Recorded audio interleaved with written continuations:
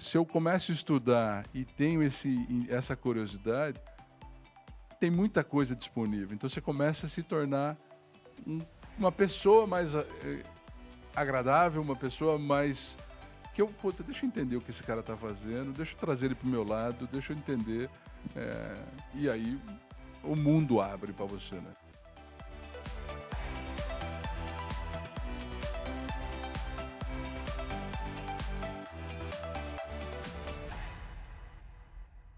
Um dia super especial aqui na NetGlobe, onde nós estamos gravando o Entrevista 50 CIOs. Recheado de histórias e pessoas maravilhosas que vêm aqui para colocar a sua trajetória de vida para poder contribuir um pouquinho e principalmente retornar aquilo que recebe de uma carreira de muita dedicação e principalmente focado naquilo que é importante, nas pessoas. E o meu convidado de hoje é Alessandro Tomazella. Thomas, prazer poder te receber aqui na nossa casa. Meu muito obrigado. Obrigado você, obrigado Renato pelo convite. Um prazer, uma honra estar aqui. Muito legal. Obrigado mesmo. Thomas, é aquilo que a gente estava falando, né? Ou seja, agendamos vários momentos, alguns momentos não deu certo, mas hoje nós estamos aqui. Hoje deu. Né? Para quem não sabe, nós estamos gravando quase 8 horas da noite, né? Programado para 5 da tarde. Mas o mais bacana é poder estar diante de você, um profissional que eu respeito muito, admiro, quero muito bem É recíproco. Muito bacana. Thomas, vamos começar falando um pouquinho sobre trajetória de vida, né? Um pouquinho de valores, de família. Você é uma pessoa que assim, preza muito pela família, um homem, né? Um profissional que valoriza a relação das pessoas. Queria saber um pouquinho um pouco do Alessandro Tomazella, de onde você vem, um pouco de família, um pouco da sua infância. Infância. Vamos lá. Bom, eu tenho 49 anos. Pelo sotaque, vocês já estão vendo que eu sou do interior, né? Por favor, fechar a porta verde que está aberta. Sou casado com a Gisele, tenho uma filha chamada Luísa, de 17 anos. Sou filho de um policial e de uma costureira, então a infância foi uma infância normal do interior, de quem vive sempre... Eu moro aqui em Itatiba, perto daqui. Uma infância dura, assim, né, policial e costureira, mas que nunca faltou nada, e no interior uma diversão, e jogar bola na rua, empinar pipa e tal. Então, tudo normal, tudo uma infância bacana, escola pública, então muito, muito bem aproveitada. Que bacana. Tomás, você é aquele garoto que foi estimulado a começar a trabalhar um pouco mais cedo, sim, ou dar seus pulos aí para ganhar um pouquinho ali do dinheirinho, para alguma coisinha. Você tem lembranças dessa época? Tenho. Em Itatiba tem não sei se tem ainda, mas tinha um programa chamado Guardinha. Guardinha? Guardinha. Era o boy de São Paulo, em Itatiba chamava Guardinha. E em 86, na minha 6ª série, eu, com então 12 anos, eu entrei para o Guardinha. Que legal. E caí no lugar que era que você tinha que... Na Associação Itatibense de Cobrança, da AICITA. Então, andava a cidade inteira entregando as cobranças do comércio de Itatiba para os mal pagadores. Então, eu comecei cedo, comecei com 12 anos. Depois do Guardinha, eu recebi uma bolsa de estudo de uma escola. Eu sempre fui muito estudioso e muito... eu não sei se hoje fala isso, CDF, né? Deve ter alguma outra gíria. Tem ainda, tem ainda. Mas eu sempre fui muito CDF. E aí eu ganhei uma bolsa de estudo e fui estudar nessa escola melhor lá de Itatiba. E aí eu entrei num clube lá de Itatiba, que tem até hoje, o Clube São João. E aí eu comecei eu trabalhava na secretaria do clube, fazia carteirinha, recebia cobrança, tal, né, da mensalidade. Legal. E era mais complicado, era tudo muito manual. E aí eu sabia fazer programa em Clipper e Pascal. Falei, bom, será que eu não consigo melhorar a minha vida aqui, deixar a minha vida mais fácil? Foi assim que eu comecei a ir para a TI, né, para entender esse universo. Legal. Mas comecei com 12 anos, trabalhando. Ô, Thomas, e isso daí eu tô falando que é anos 90, né? Isso, Ou seja, 90 e alguma coisa ali e tal. 86 que eu comecei, no clube eu fui em 90. É isso aí, 90, 91. Anos 90, ou seja, você estava programando o que há de mais moderno na época, que era época, Clipper, né? Clipper, Melhor Pascal, linguagem e tudo mais. E quando foi aquele momento que você falou assim, poxa, cara, eu sou bom em matemática, você... Isso. Né, seja, Do CDF, gosto disso. De exatas ali e tal. Quando foi aquele momento que deu aquele clique para você dizer, poxa, eu vou investir nisso, eu quero seguir uma carreira, e aí processamento de dados, né? Na época Isso. não era TI. Não era TI. Né? Era processamento de dados, depois veio toda essa parte de tecnologia na sua vida. Os colégios técnicos, principalmente de Jundiaí e de Campinas, pegavam os alunos que eram lá de Itatiba e eles iam nas escolas para apresentar os colégios. Tá. E aí 3 amigos da turma lá de Itatiba estudavam no Anchieta, ali em Jundiaí. Tá. E eles foram na 8ª série lá do Chico Peroba, onde eu estudava, e começaram a falar dos cursos que o Anchieta tinha, e um deles a gente sacaneava que a gente fazia prendas domésticas, que era o processamento de dados, era PD, né? Então venha fazer o PD aqui. E foi assim que eu fui, eu já tinha essa experiência de programação. Na hora que eu entendi o que era o processamento de dados ali do Anchieta, falei, bom, vou para lá. Então o que eu fazia? Eu fazia de manhã o Anchieta e continuei trabalhando no clube à tarde para pagar o ensino, porque daí a Anchieta é particular, né? Então eu estudava de manhã e trabalhava à tarde para pagar a escola, para pagar o meu estudo mesmo. Poxa, sensacional. Ou seja, aquelas histórias assim que a gente fala, pô, fantástico, né? O pai policial, mãe costureira, poxa, a TI mudando a sua vida, né? E, consequentemente, a vida da sua família também. Beleza. Curso de processamento, a TI entra na veia e aí começa aquele negócio seguinte, pô, preciso crescer, preciso começar a dar os passos importantes, né, para concretizar os sonhos. E como que foi esse desenvolvimento da carreira depois? Aí naturalmente, eu vou para análise de sistema, faço faculdade de análise de sistema, lá em Itatiba, na Universidade de São Francisco.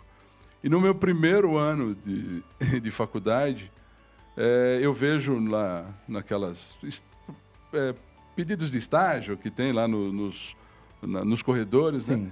Tinha um estágio em análise de sistema para uma empresa chamada Valeo, que eu trabalhei na unidade que fazia radiador. Isso. Só que eles precisavam de um terceiro ou quarto anista. E eu estava no primeiro ano. O não eu já tenho, né? Vamos lá. Estou lá no clube e tal, mas o não eu já tenho. Me candidatei.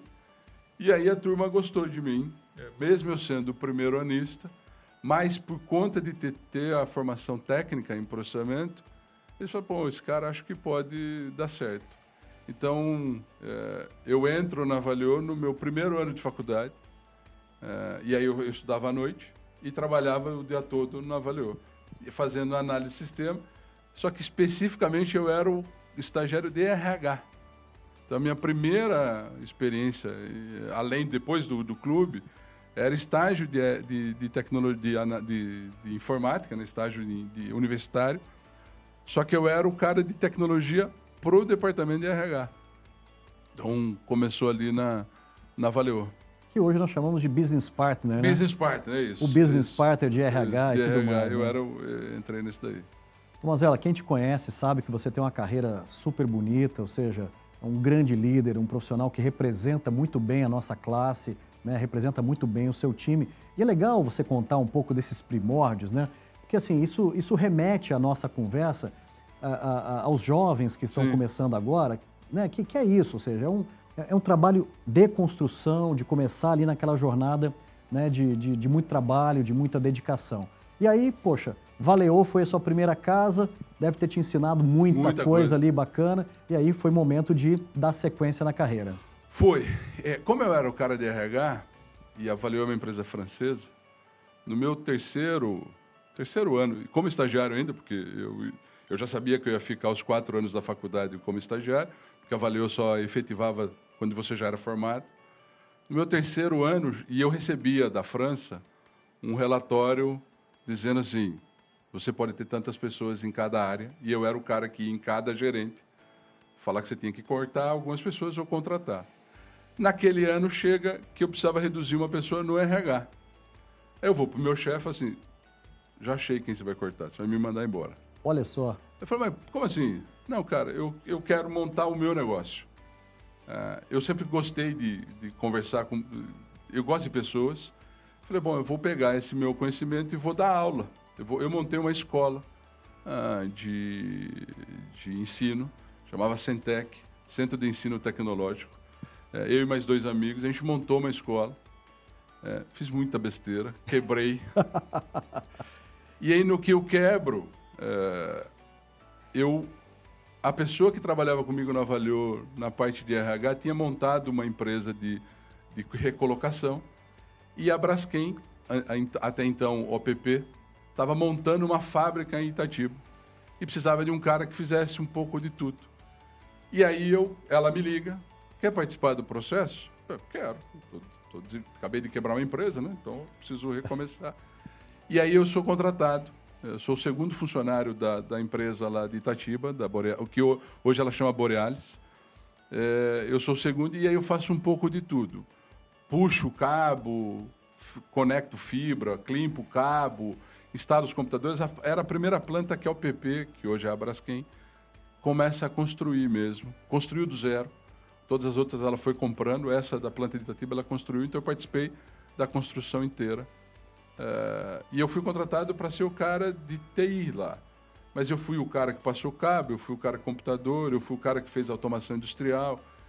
A história da curiosidade, do estudar, aí é um exemplo, né? Eu comecei a entregar mais do que os caras esperavam. Eu era para ser o cara que ia montar os computadores. Tá.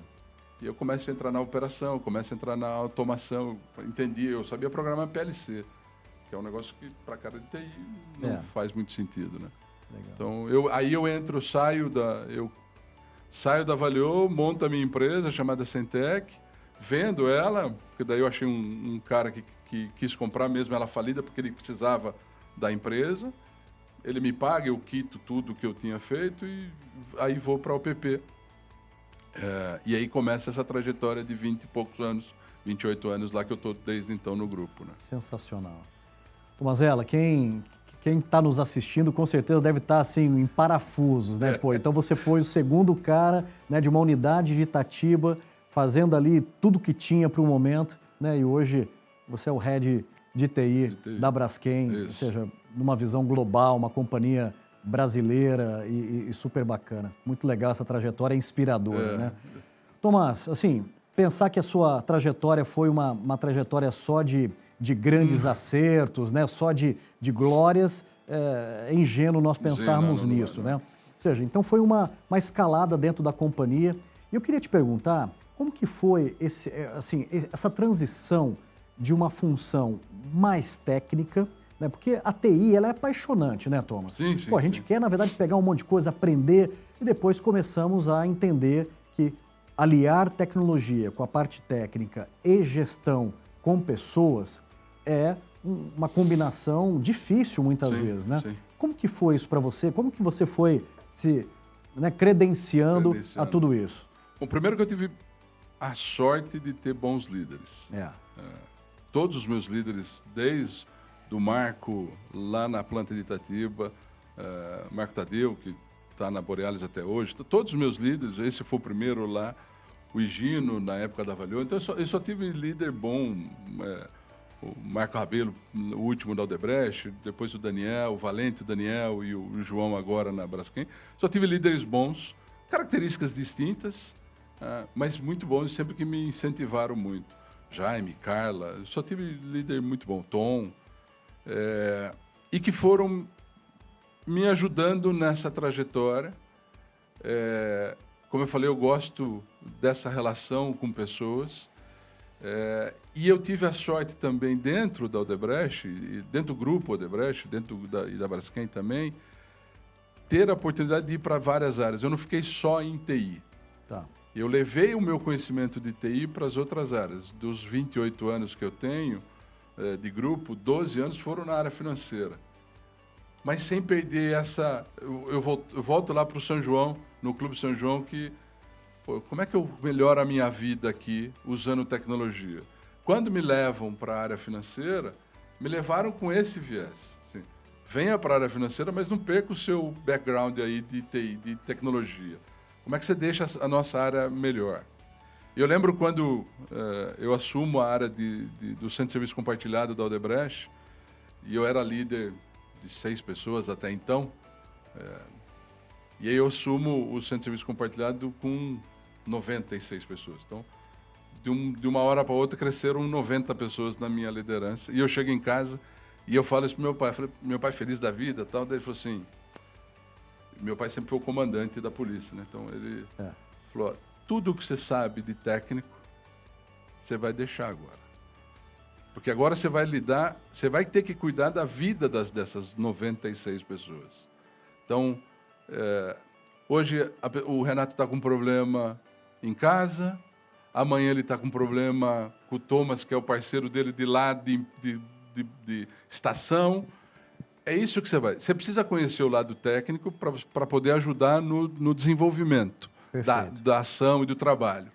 Mas você vai ter que desenvolver muito mais essa questão da relação, porque é ali que vai fazer a diferença.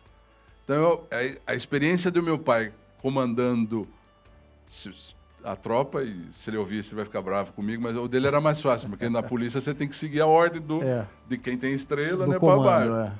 Na nossa vida não é tão assim, principalmente com essa geração agora, que questiona muito mais. Então, essa experiência, esses conselhos do meu pai e esses líderes que eu tive ao longo do tempo me ajudaram nisso. Não perca o técnico, continua estudando, continua entendendo o que é isso para ajudar a sua vida, mas foque nessa relação, no olho, no entender que hoje é o dia de dar uma puxada na orelha, mas amanhã é de fazer um afago, porque você está entendendo que o Renato hoje não está tão bem, então não adianta puxar hoje. Então, tem um termo na Odebrecht, na Braskem, que é educação no e pelo trabalho. Então, aí, essa relação de entender no dia a dia ali como está a equipe. Que legal. É uma jornada, você tem que aprender sempre. Novas estratégias, mais inovação, tecnologia e muita qualidade. A unidade Agência Digital NetGlobe Cybersecurity desenvolve conteúdos de treinamento e conscientização em cibersegurança, além de pentest e proteção contra phishing e outras ameaças virtuais. Independentemente da área, nossa missão é sempre conectar as pessoas através da tecnologia e transformar experiências. E aí, vamos construir o futuro juntos? Mazela, muito bacana você colocar aqui de uma forma muito genuína, né, esse reconhecimento, né, aos líderes, aos seus mentores, né? Eu acho que isso é muito bacana, mostra, né, essa gratidão, né, a pessoas. Eu acho que esse sentimento é importante a gente deixar isso exalado, né? Mas eu imagino que mesmo tendo essas grandes pessoas ao lado, orientando, você deve ter se pego em momentos daquele momento, sabe aquela encruzilhada, né? Poxa, direita e esquerda, prós e contras, poxa, eu vou delinear um caminho por aqui, por ali, e isso é muito natural, né, na construção de uma vida profissional, né? Vem na cabeça, estamos aqui meio que, né, seja, meio que ao vivo aqui, né? Vem na cabeça uma lembrança dessa, assim, poxa, cara, tomei uma decisão que me levou para um lugar ruim ou que me levou para um lugar bom, que você queira compartilhar um pouquinho com a gente aqui? Cara, tem várias. Como você falou, assim, não acertei todas as vezes, errei. Acho que errei menos do que acertei, mas errei bastante. Tem duas situações que eu lembro, assim. Uma, eu estava na área financeira nessa época e a gente começou a fazer uma troca de um sistema e a gente gastou muita grana nessa troca e não deu certo. E aí o Jaime, que era o meu líder na época, falou assim, você esperou chegar até aqui para me contar isso? Por que você não contou mais para trás? Lá atrás, dava tempo de... boa provocação. Assim, então, errar faz parte, mas o quanto antes... E essa é uma vantagem da cultura da Braskem, da Odebrecht da Braskem, que é, você pode errar, desde que você assuma e aprenda com aquilo. Então, essa foi uma passagem que a gente gastou muito dinheiro, tivemos que dar um non-go e voltar atrás. E eu lembro dessa frase, quando eu entrei na sala dele para falar que a gente ia dar non-go, ele falou assim, mas você não sabia hoje que não ia dar non-go, você já sabia um tempo atrás. Então, ali foi um caminho assim, entendi. Uma outra com esse mesmo líder, com o Jaime, eu tive uma proposta para ir pra trabalhar fora do país. E ele assim, você tem substituto? Você preparou o seu substituto? Não. Então você não vai. Porque você não formou a sua equipe. E aí me deu essa puxada de orelha, essa provocação, assim, o quanto eu estou deixando a minha equipe pronta. Não só para me substituir, mas para pegar outras posições. Então foram dois erros, mas que me ajudaram muito para frente, né? Então lá de errar, mas já tentar buscar, comunicar e buscar o erro melhor, ajustar nesse erro e trabalhar melhor. E a outra é, olha a sua equipe, você está fazendo bem para a sua equipe, você está deixando esses caras prontos, essas pessoas prontas para... Então eu perdi uma oportunidade bacana de morar no Panamá, por exemplo, que é um país bacana, uma cidade legal, porque eu não tinha preparado a minha equipe, eu não tinha um substituto. Então foram dois... E acerto teve vários, mas eu gosto desses dois que são bem marcantes. Assim. E que te fez tornar a pessoa que você é hoje, com essa experiência, melhorar, né? E tenho certeza que esses 2 pontos aí não passam despercebidos mais, né? Não. Pô, se o negócio tá indo para cá, levanta a mão, calma aí, isso. Deixa eu dar notícia ruim, Isso. rápido, para a gente pensar juntos numa Exato. forma e preparar a sucessão, né? Eu acho que o tema de sucessão, ele é muito importante e eu acho que isso é um assunto bastante caro na trajetória de um profissional para que ele possa galgar novos pontos, né? Exato. Muito legal. Obrigado, viu, Tomazello, você trazer esses 2 pontos de uma forma tão humilde, né? De reconhecer isso como um grande aprendizado. E isso está presente, sem dúvida alguma, em grandes pessoas e grandes profissionais como você é. Tomás, vamos falar um pouquinho, vamos ser saudosista aqui, né? Pô, você tem, né, quase 30 anos de TI, né? Você já, acho que é bonito demais ver isso, é uma vida profissional. E eu queria falar um pouco de ciclos tecnológicos. Você passou muitos ciclos, muitas ondas tecnológicas, né? Eu talvez tenha um pouquinho menos de rodagem em TI do que você, porque eu trabalhei, né, em outras áreas antes, mas assim, é legal a gente olhar para trás e ver que para chegar hoje, né, com uma IA regenerativa, para olhar o que a gente está vivendo em cloud, né, em outras visões tecnológicas, a gente teve que passar outras fases da TI. Quais fases, para você, te marcaram muito ou principalmente te desafiaram? Você como uma pessoa estudiosa, uma pessoa que, poxa, curiosa, sempre ia lá, mas mesmo assim, pô, assim, cara, isso daqui me desafiou, pô, isso daqui me deu trabalho, né? Quais foram essas grandes ondas que te marcaram? A primeira lá no clube, de entender um pouco o tal do Clipper, entender um pouco o Pascal ali. A lógica, né? A lógica de programação e como aquilo facilitava o meu dia a dia. Legal. Ali foi assim, ali acho que foi o estalo e a virada. Então, pô, dá para você, com alguma lógica, poder desenvolver uns sistemas e uns aplicativos. O que hoje a gente chama aplicativo, antes era só sistema, né? Bacana. Então, lá no começo foi isso. Depois o bug do milênio, que foi... Muita gente trabalhou muito para nada. Foi hilário, né? Foi hilário, mas trabalhou. Lembra, eu passei o Réveillon, eu e minha esposa, numa planta lá em Vila Prudente, numa planta de de PVC que a gente tem, a Braskem tem, na época era o PP.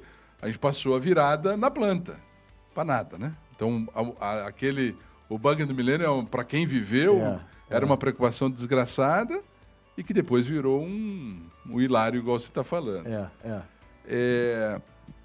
Depois a questão dos RPs, que vieram forte, era para simplificar, mas tem. Agora, recentemente, que você falou do AI, mas para mim agora é muito mais latente, assim, é o no-code. O no-code. Eu não preciso ter...